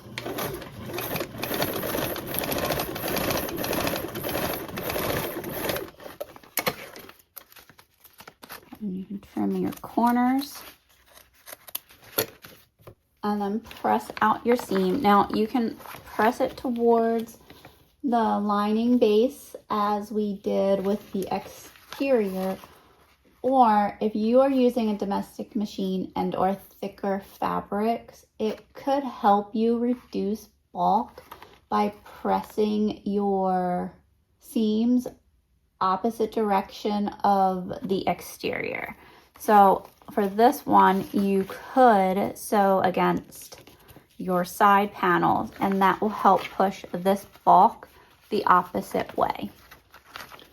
I should be okay with mine, so I'm going to keep mine facing towards the bottom. I'm going to top stitch with a 1/8.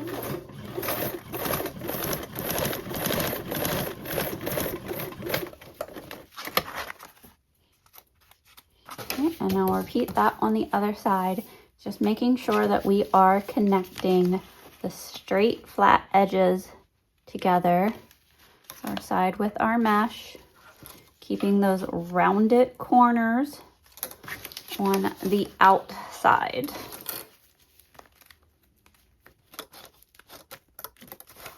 And then sew with a 3/8 seam allowance.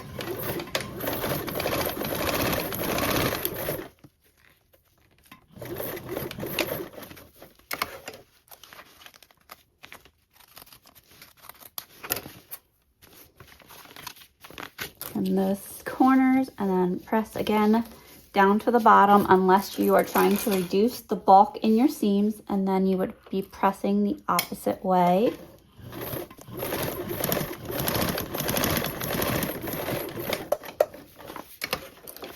Now you can either take this and match the size to your exterior, or you can take that measurement again. Step 24, ensure that your lining is also the right length. But they will match up once you attach them. Once you have your lining made and your exterior made and made sure they're the right length, you can place these wrong sides together with your piece of F4 stabilizer in between them. Lightly clip around to help keep my fabric in place and not allow it to shift. Makes sewing a little bit easier.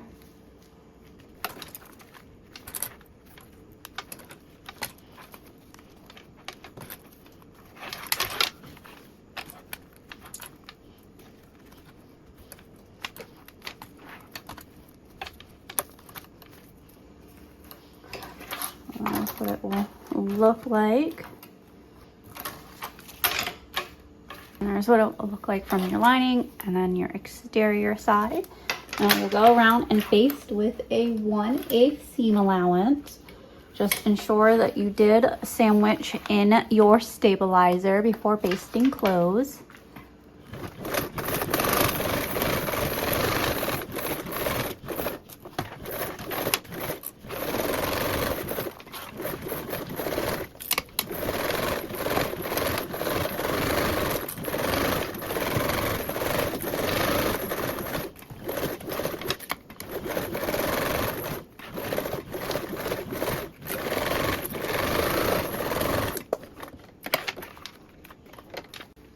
And there's that piece. And now this is ready for our final assembly. Now it is time for our final assembly. So you'll take your main panel and your side gusset.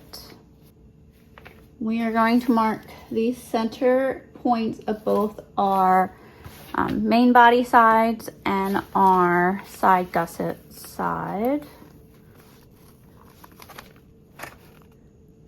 Shallow snips to that. And then you can also find the center of your base.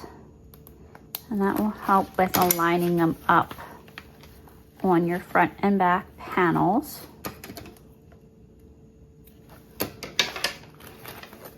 And we'll find our center.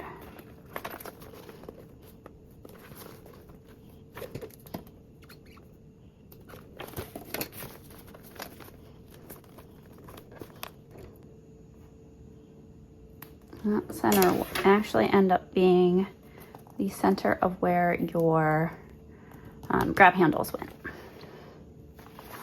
And you can once again make sure that you have this top of the centers of your back and front panels. Front panel is going to be a little interesting since I did vinyl on that side too. So you're going to take your gusset and match them along the sides of that center point. Do one side at a time since that way it doesn't come unclipped. And you're just going to base the side on just along the straight edge. You don't want to go around the curve, just along that straight edge with a 1/8 seam allowance.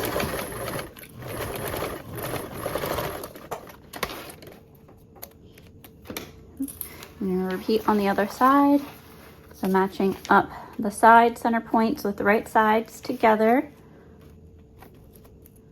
Along the center, just along the straight edge. and then basting with a 1/8 seam allowance.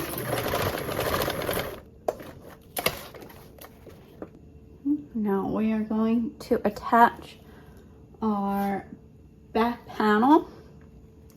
So taking your back panel center point and matching it with the base center point. And then you can clip around and out from that back center point.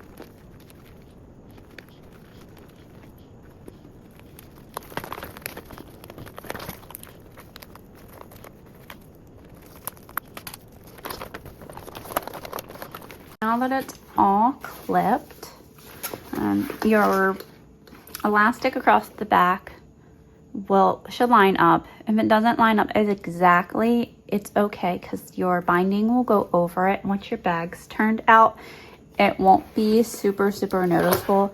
Like on this side, my binding's off by like a hair, but once it's bound all together and inside the bag, it won't stand out that it wasn't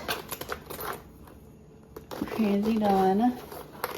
I'll unzip this panel so I don't forget to do so. And now we're going to baste around this. Now for one of these curves, because it's all one piece, one of these curves you will be sewing in a curve and the other one you'll be sewing flat. So decide which would be easier for you per your machine.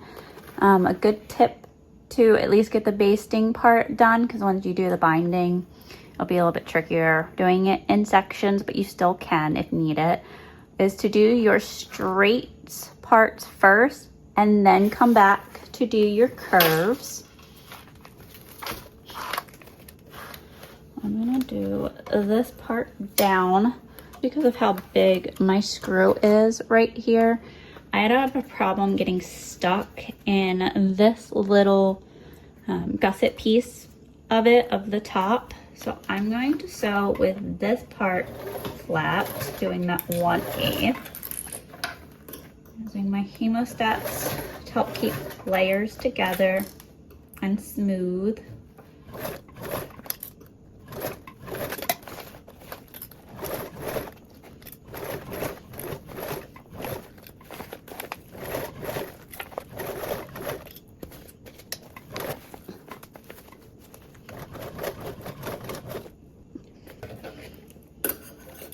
And now I'm going to sew on a little curve.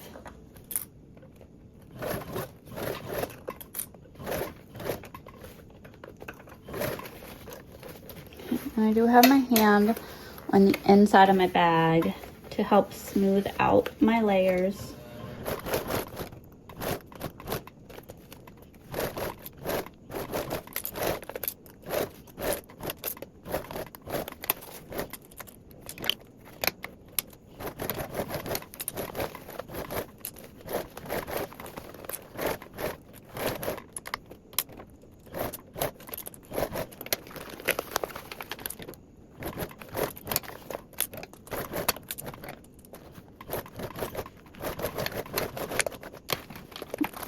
Now you can turn this out. And once you check that you are happy with all your stitches and that you caught everything and that there's no super puckers going around, you can see some of my basting stitches, but I did catch it. Those are just my basting stitches for my mesh, of which I went in a little bit more on those. But I'll make sure that those are caught when I do my binding. Okay, so we'll repeat the same for our back panel. And you'll make sure that top is open so you can maneuver your bag. Match that center seam with our bottom and then work our bag out and around.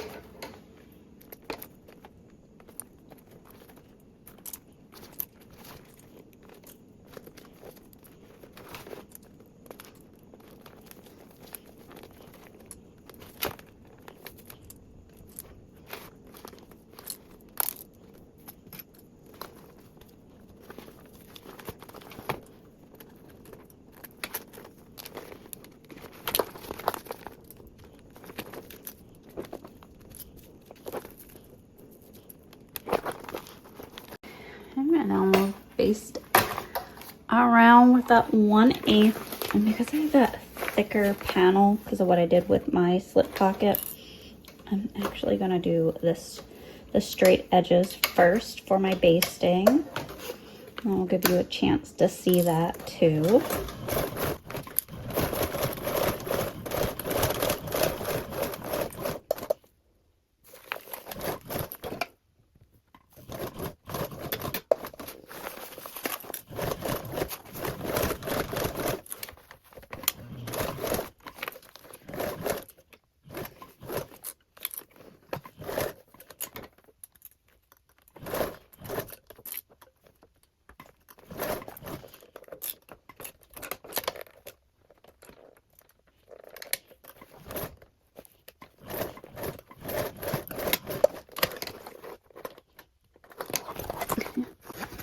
Make sure you cut everything.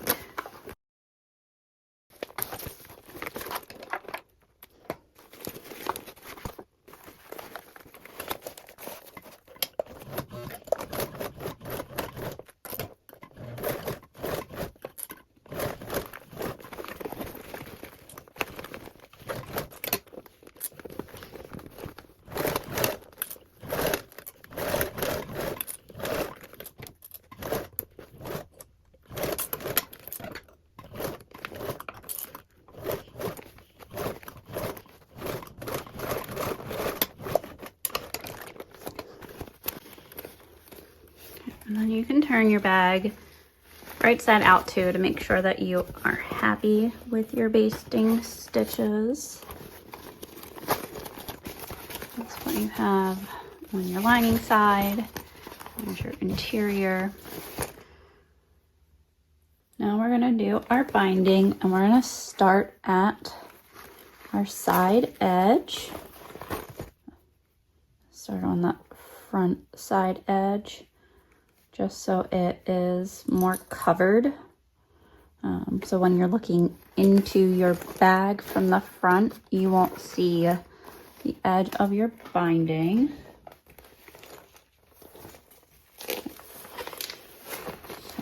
We're gonna go around and sew with a 1/4 seam allowance.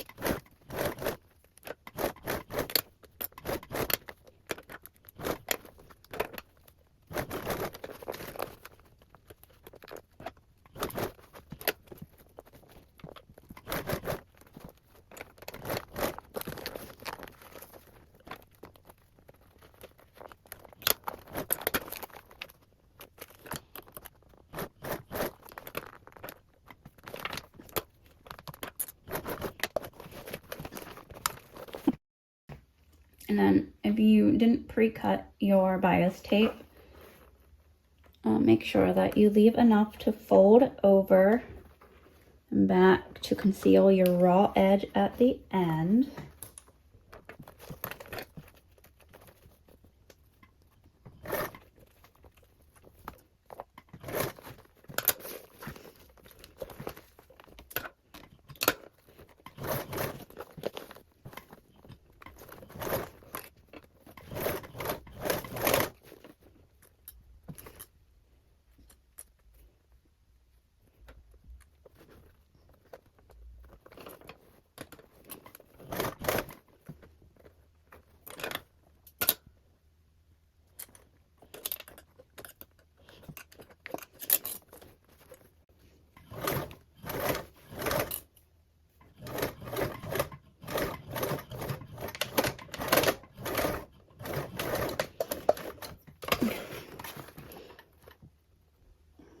Now you want to go around and check your binding and make sure that you caught it on both sides and that you are happy with your stitches. And then you're going to turn this bag right side out and check to make sure that you are happy with your bag.